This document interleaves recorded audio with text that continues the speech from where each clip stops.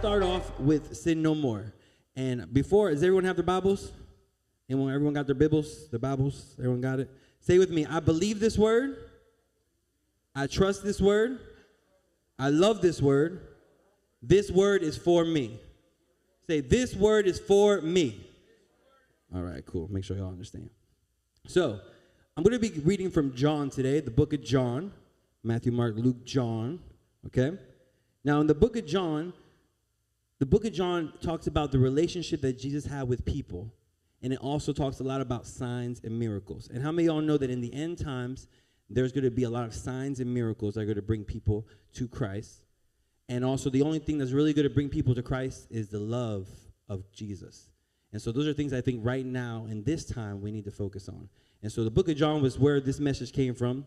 And it's no coincidence that the book of John talks about signs and miracles and the love of Jesus. And in these times, how many of y'all understand that the thing that we need the most in these times is the love of Jesus and signs and miracles? How many of y'all understand that? In these times, the way you're going to reach people from the streets is showing them signs and miracles. And the only way you're going to reach the people who have been hurt over and over again by people in the church is with the love of Jesus. So the book of John is a really good book to be able to focus on for this time. And that's exactly where my message is from. So everyone at John, let's go to John 4:46. Let's start there with me. Because before I can teach you about sin no more, I have to get into your heads that God does not lie. Say, God does not lie. There's no gray area. You either believe the word or you don't. There's no gray like, oh, I kind of believe it. I want to believe some things, but not all things. No, you either believe the word with all your being or you don't. There's no gray area. And so I have to, and the biggest thing is that God does not lie. What God has written in this word for us is not a lie. And so I want to use this story right here just to kind of make that basis, to kind of let that sit with y'all that God does not lie, and how I can, make you teach that, because I have to build your faith before I can make you understand that you can sin no more. Okay? So let's read John 4:46. Y'all have it? All right, it's going to be 46 to 54, so hang with me, guys, back there. Once more, he visited Cana in Galilee, where he had turned the water into wine. So this is a place Jesus, this is Jesus we're talking about. He already came to this place before and did a miracle. He's come back. And there was a certain royal official whose son lay sick at Capernaum when this man heard that Jesus had arrived in Galilee from Judea. He went to him and begged him to come and heal his son, who was close to death. So as you see here, the royal official, let's say it was the governor. Let's say you were Jesus and the governor came to you, and the governor's not a Christian, doesn't really believe in Jesus, but he's seen Jesus do miracles before. So the governor went after Jesus and said, hey, my son is sick, can you heal him? How many of y'all know that if you're right with God and you act like Jesus, people that don't believe in Jesus will recognize the power in you and will come after you for answers and advice, even though you don't know what you're doing, you're just being like Jesus. So let's keep reading. So this is what Jesus said. Jesus can be, he can be a little direct. He said, unless you people see signs and wonders, you will never believe. And I'm reading from the New International Version. So Jesus said, so pretty much, this man says, hey, Jesus, can you heal my son? And Jesus says, unless you people see signs and wonders, you will never believe. He's not saying that like, hey, I'm being nice. He's saying like, y'all don't believe in me unless I show you. And so the royal official said, sir, come down before my child dies. The guy doesn't care what Jesus said. He just said, Jesus, I need you to heal. He really believed. That's really important to grab hold of. And Jesus said, go, your son will live. Jesus said, go, your son will live. Jesus just spoke it, and it happened. So the man took Jesus at his word and departed. How many of y'all know that sometimes we as Christians don't even take Jesus at his word? And this man is not even a Christian. He's a worldly man, and he took Jesus at his word. Let's see what happens. So the man took Jesus at his word and departed. While he was still on the way, his servants met with him with the news that his boy was living. When he inquired as to the time when his son got better, they said to him, yesterday at 1 p.m, the fever left him. They were very specific about the time. Then the father realized that this was the exact time at which Jesus had said to him, your son will live. So he and his whole household believed. This was the second sign Jesus performed after coming from Judea to Galilee. So not only did this man believe in Jesus, but Jesus healed his son, and Jesus healed the man's son the very second that he said, go, your son shall live, is the very second his son started to live. So do y'all believe this? So God does not lie. What he says he'll do it. He not only will do it, he'll do it in the moment that he says it will be done. God is never early, he's never late. He's right on time. So God does not lie. But it's no coincidence that right after this, we're going to go into the story now of sin no more. And there's two places in the Bible where Jesus says this to people. And the next one is right after. The first story is right after what I just told you. It's no coincidence that in the Bible, right before I'm going to teach you about sin no more, the verses before that are verses that help build your faith, to trust Jesus. Because like I said, we need to trust this word. Sometimes we don't understand this word, but we need to trust this word. And then God can help you understand it. So let's go on to chapter 5, John chapter 5. Y'all with me? Y'all with me? Amen. All right. So John chapter 5. It's a story about the sick man at the pool. Sometime later, Jesus went up to Jerusalem for one of the Jewish festivals. Now and I had some pictures. Did they get the pictures, Patrick? Yes. Can you put some of the pictures up of the pool? Sometime later, Jesus went up to Jerusalem for one of the Jewish festivals. Now there is in Jerusalem, near the sheep gate, a pool, which in Aramaic is called Bethesda, and which is surrounded by 5 covered colonnades. Here a great number of disabled people used to lie, the blind, the lame, and paralyzed. One who was there had been an invalid for 38 years, which means he had been sick for 38 years. When Jesus saw him lying there and learned that he had been in this condition for a long time, he asked him, "Do you want to get well?" So imagine yourself there at that well. It's a well that was very popular, and if you look it up online, you'll actually still see it's there. And it was a very popular well. It had pretty much there was an urban legend. There was a myth that sometimes the water would move, and if you were there right when the water moved, you would be healed. But only one person would be healed. It was definitely an urban legend. If you actually read about it in the scripture, and in Hebrew and stuff, it's really interesting. So the man that was sitting, let's imagine that man there, right there, he's sitting there, and Jesus talks to him. The man says, "Sir," the invalid replies. Y'all with me? All right. "Sir," the invalid replies, the sick man replies, "I have no one to help me into the pool when the water is stirred." That means when the angel was showing up, the urban legend. "While I'm trying to get in, someone else goes down ahead of me." Now, I want you to understand that this man was sick for 38 years, and his one excuse for not going to the pool was because he was saying that every time he tried to go in, someone else would go in front of him. Now, how many of y'all know that sometimes we say really stupid things? That's a really dumb thing to even tell Jesus. I've been here, sitting here for 38 years, and the only reason why I haven't got healed was because someone else always beats me to the pool. I would think that maybe the pool isn't really healing people. How many of y'all would understand that? So Jesus showed up. And this is very good for us to listen to, because there's going to be a lot of things that people are going to tell you. "Oh, go get this lotion and you'll be healed. Go come over here and hang out with me, and I'm going to put this necklace on you and you will be healed. Come over here and I have this lucky charm and you'll be healed." And you won't be healed. You'll be there 38 years waiting and making up dumb excuses as to why you aren't healed just because you won't believe Jesus. But let's see what Jesus said. So then Jesus said to him, "Get up, pick up your mat and walk." At once the man was cured. He picked up his mat and walked. So at once, not 5 years, not 10 years, not 38 years later, right there, the man walked. The day on which this took place was a Sabbath. And so the Jewish leaders said to the man who had been healed, "It is a Sabbath. The law forbids you to carry your mat." Because in that time it was, a man could not carry the mat was his bed. The man could not carry his own bed on the Sabbath. But the sick man that was no longer sick replied, "The man who made me well said to me, 'Pick up your mat and walk.'" So do you understand that the Pharisees were following the law of God?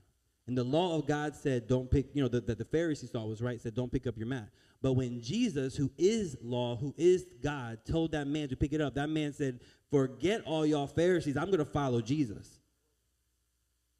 Right? This man said, "I am going to just follow what Jesus said. I have forgotten everything else around me. I'm just following this word."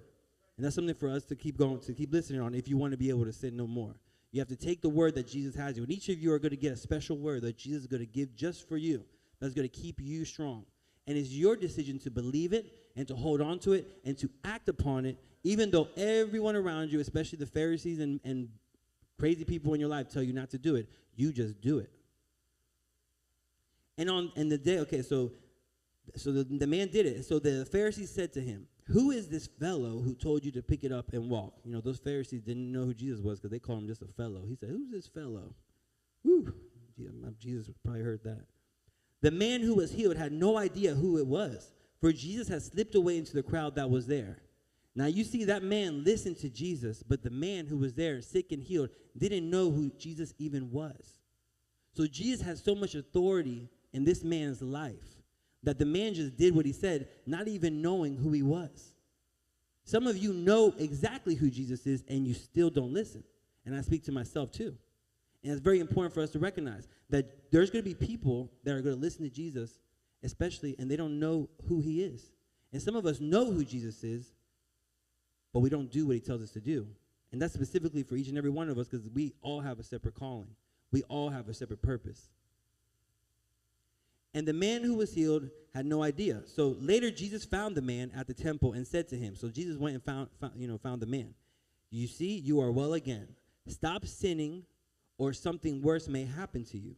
The man went away and told the Jewish leaders that it was Jesus who had made him well. So Jesus said stop sinning. So that's kind of the sin no more. Now if you go to the King James Version, it will tell you on verse 14, chapter 5. Afterward, Jesus findeth him in the temple and said unto him, behold, thou art made whole. Sin no more, lest a worse thing come unto thee. And so it's very important for us to be able to understand this concept because here he's talking about healing. How many of y'all have been sick before and you prayed to God for healing? Right? And it's a very important concept to grasp because Jesus said, go sin no more, because if you don't sin no more, something else is going to come to you. So some of us want to be healed, or we have family members who need to be healed. But the issue is that we need to believe in Jesus even though we don't understand him, because this man didn't understand Jesus but still believed in him with 100% of his being, so much that he was able, he didn't care about what any governors or Pharisees were saying. And not only that, Jesus said, go sin no more, because if you do that, you won't be sick again. But if you don't listen to my word, you open up the door for the devil to make you sick again. And that's very important to understand because in the next part we're going to go to where it says sin no more has nothing to do with healing. But this is very important when some of us want to be healed, and not only healed of sickness, healed mentally, healing of our minds, healing of our spirits, healing of our brokenness. It's very important that we understand that's possible. But you got to grab onto this word and believe that God does not lie. Take God at his word and understand whatever he's telling you and whatever you in your prayer time, whatever the Lord is telling you, you're grabbing onto it and believing it. No matter if you don't, doesn't even matter if you don't understand it. And you grab onto it and you believe it, and you realize that if you do the word and you sin no more, you will be healed. And the doors to the devil, when it comes to sickness, will not attack you anymore. All right, so let's keep going. Now I'm going to go to book of John, chapter 8, where we're going to learn about the woman who was caught in adultery. We're going to get Jerry Springer on, y'all. Or Maury. We got Caso Cederado. We're going to get Caso Cederado on y'all right now. How many of y'all watch Caso Cederado? Yeah, you should. It's crazy. It's too much. It's too much. So let's go. John chapter 8 in the Bible talks about the woman in adultery. So right here, now I have also a picture now of the woman with Jesus writing in the sand. See if you can find one of those. There's like 3 of them. Just pick the best one. Everyone have it? Everyone's got it? Chapter 8. And if you don't, they'll probably put it on the screen. But so right there. There's the woman. Now find me the one where Jesus is writing on the ground. So let me give you a little bit of a background on this story. This woman was caught in the act of adultery with a man. The Pharisees, the people who were, thought they knew it all, brought this woman to Jesus. And they brought it. Do you have one of the Jesus writing on the wall? And they brought the woman to Jesus by herself. Now, in those times, it was the law that you would have to bring the man and the woman to Jesus, or else you were breaking the law. So these Pharisees thought they knew it all, and they only brought the woman to Jesus. So they already were breaking their own law. Now, when the woman was brought, the Pharisees told Jesus, let's read it right here, chapter 8. Jesus went unto the Mount of Olives, and early in the morning he came again into the temple, and all the people came to him, and he sat down and taught them. Sometimes you can be a preacher and sit down. and teach too. But I was going to get a chair, but I didn't get a chair. And the scribes and Pharisees brought unto him a woman taken in adultery. And if you read over in the New International Version, because that was just the King James Version, it'll tell you that they caught her right in the act. So they caught her in the act with the man, took him downtown, pretty much to try to see what Jesus would do. They were trying to taunt Jesus, tempt Jesus. And they brought the woman that was taken in adultery, and when they had set her in the midst, they say unto him, Master, this woman was taken in adultery in the very act. Now Moses in the law commanded us that such should be stoned. But what sayest thou? So they even said Moses in the law. But right now we're in the New Testament. And if you know anything about the Bible, and I'm going to teach y'all stuff that I've learned, the Old Testament is the old law. The New Testament is the new law, because the New Testament, we are on the blood of Jesus. Jesus died on the cross, and so Moses' law is now in the past. Because before, you would have to put a calf and you'd have to kill a lamb to be able for God to forgive your sins, to hear your cry. But after Jesus died, he was the ultimate lamb, took everybody's sins. And so now the Pharisees are trying to throw Moses' law to Jesus. You understand that? But Jesus knew that there was something coming, that he was going to be able to not have to abide by that Moses law. And y'all have to understand that you are no longer under Moses' law. After this whole situation, Jesus died for our sins, and his blood was our sacrifice. So the Adam nature, they call it Adamic nature, the Adam nature of us is gone. We no longer have to be under that Adam, the Adam sinning and the Adam nature. We are now in a new law with Jesus dying over us. And Jesus knew this. He knew that this was coming. They didn't, but he did. So Moses in the law commanded us that such should be stoned. But what sayest thou? This they said, tempting him, and they're trying to accuse Jesus. But Jesus stooped down and with his finger wrote on the ground as though he heard them not. So you see, Jesus pretty much, this is something that y'all got to learn. Sometimes people are going to try to tempt you, try to taunt you, try to make you angry, and you just have to just ignore them and write it on the ground. And write whatever you want on the ground. Write your blessings on the ground that your feet walk on. Make sure that everything that, the people are trying to say, you just pretend like you haven't heard them. Your kids might be cursing you out or saying some crazy thing, and I don't hear you. I'm going to just write over here and pretend I don't hear you. I'm going to write it on the wall. Maybe you have people at work who are trying to come against you. You just pay no attention. You just write on the wall. And let me show you what happens here. Because it's very important, because Jesus was writing on the wall, and the Bible does not say what he wrote. But if you study those times and you study actually what would happen in a situation like this, most of the time what would happen is the Pharisees, if they were the ones doing all the court, the Pharisees would write on the floor the name of the man and the woman who were caught in the act. And that's usually what would happen. But what happened here was the Pharisees did not bring the man, they only brought the woman. So they automatically broke their own law. So probably what Jesus was doing was writing the name of the man and the woman on the floor. And then Jesus said, so when they continued asking him, he lifted up himself and said unto them, he that is without sin among you, let him first cast a stone at her. And again he stooped down and wrote on the ground. And they which heard it, being convicted by their own conscience, went out one by one, beginning at the eldest, even unto the last. And Jesus was left alone, and the woman standing in the midst. So let's say, we don't know what Jesus wrote, but I believe what he wrote probably was the name of the man and the name of the woman on the ground. Those Pharisees saw that Jesus knew the name of the man without even seeing the man. Those Pharisees became convicted and realized that they had broken their own law, and they had no right to be throwing any stones at her because they sinned just the same way that she did, because they were trying to, get one on Jesus, trying to think that they were above the law. And so one by one, from the oldest people to the youngest people, they started to leave, and they never threw one stone at that lady. Now, why is it important that the oldest to the youngest left? Because how many of y'all know that the older people are a little bit wiser than us younger people, right? So the wisest of them all left first, and then followed the younger people. So the wisest of them all realized, man, this Jesus guy is right. We really can't throw a stone at her right now, because not only did we break our own law by not bringing the man that we should have brought, because that's the way things were done, and if you study those times, you will see that. But also, they felt in their conscience that they were wrong. Jesus convicted them. And he paid no mind. Remember, Jesus was paying no mind. He just pretty much, they were saying, Jesus, what are you going to do? What are you going to do?